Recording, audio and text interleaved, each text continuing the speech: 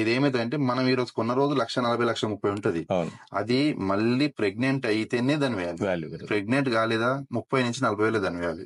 ఎవరైనా రైతు దగ్గర ఉండని బర్రెన్ టైం క్రాస్ చేపించుకుంటే మనం సక్సెస్. కొంతమంది అంటే సంవత్సరం 13 నెలలు 14 నెలలు కూడా పాలు తీస్తారు కానీ 1 year ఖాళీ పీరియడ్ వచ్చేస్తుంది.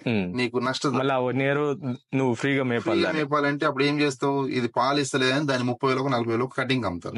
అలాంటి మిస్టేక్ ఎవరు చేయకండి.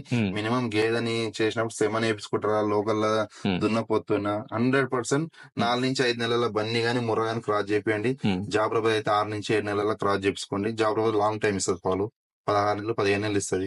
మనం 6 నెలల తర్వాత క్రాస్ చేపించుకుని కూడా మళ్ళీ మనకు 3 నెలలు పడుతుంది చెక్ చేపించుకోనికి. అప్పటి వరకు మనకు 1 year అవుతుంది దగ్గర.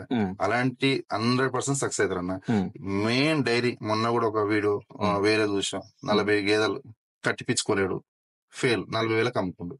అంటే ఇలాంటి మిస్టేక్ ఎవరు చేయకండి అన్న. జాగ్రత్త. ఎవరైనా గేదెలు ఉన్నప్పుడు ఒక గుల్లన్న మెయింటైన్ చేయండి, లేదా లోకల్ డాక్టర్ తో సెమన్ ఇప్పించుకోండి టైం టు టైం.